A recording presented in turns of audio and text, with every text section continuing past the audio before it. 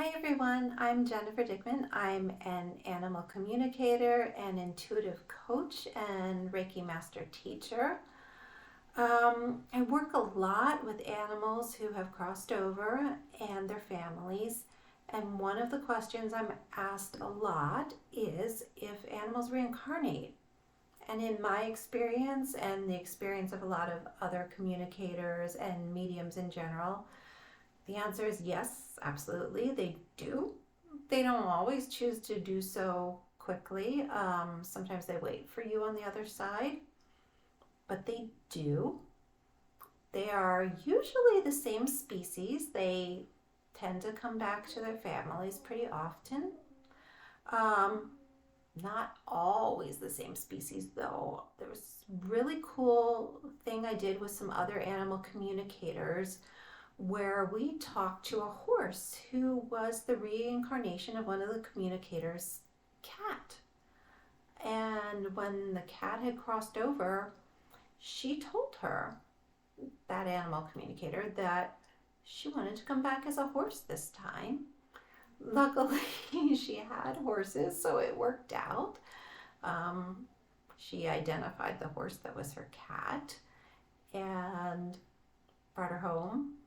And the horse, for its first few years, she described as very cat-like. Very interesting horse to talk to. One of my coolest stories, well, it is my coolest animal communication reincarnation story.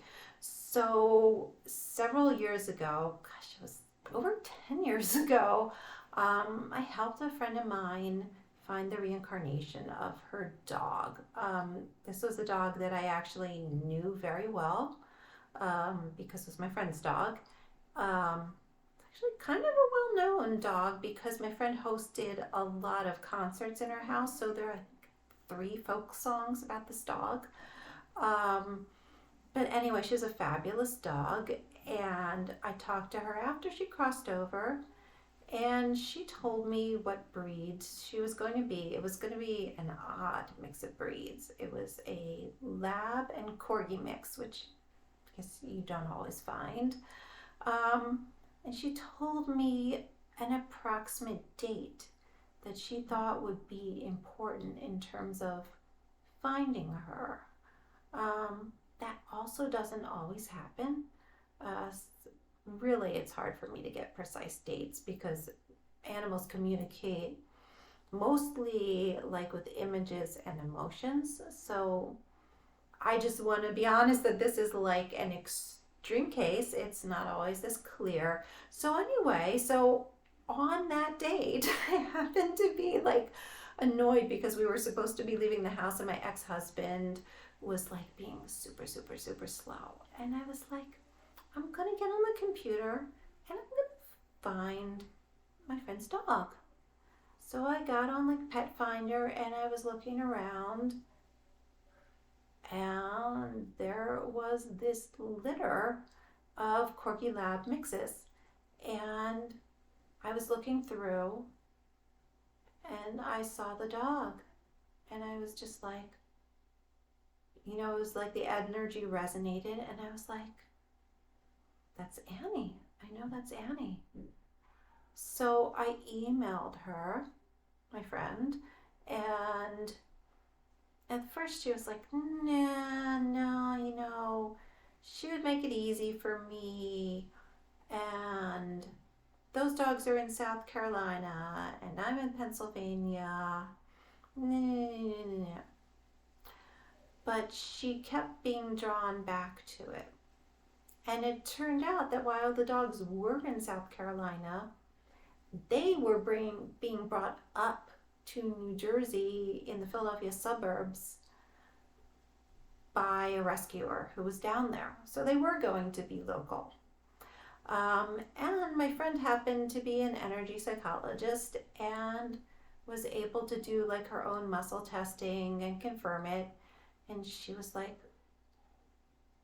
that is my dog. And I actually had not told her which dog in the litter I thought was her dog because I wanted her to confirm it independently. She zeroed in on the same exact dog. And she got another animal communicator she knew to check that animal communicator identified the same dog, but it gets crazier. So I was lucky enough to go with her to pick up the puppy. And immediately it was pretty clear the puppy recognized her, was like jumping up on her, licking all over her face, like just total joyful reunion. Um, and yeah, puppies do that, so it's not the biggest thing. So we drove back to her house. I was lucky enough to sit in the back with the puppy. And when we got there, I was like, okay, I'm going to let you go in on your own, have your moment. I left. She called me later and she was like, you're not going to believe what happened. So this dog walked into the house, clearly knew where everything was, walked up to her other dog, greeted her like she was like an old friend, greeted the two cats. There was no integration of the puppy. There was none of the usual, I'm bringing in a new puppy, we've got to do this and that. Nothing. It was like she was returning home. Then she went out to the backyard. So she has this very, very big backyard, like grass, wooded, big. Actually met my ex-husband when he was doing some yard work for her. He's actually a veterinarian, but he was doing yard work for her. Long story. but it's a big yard. So Annie, the dog in the previous incarnation, had this spot in the yard where she always buried her bones.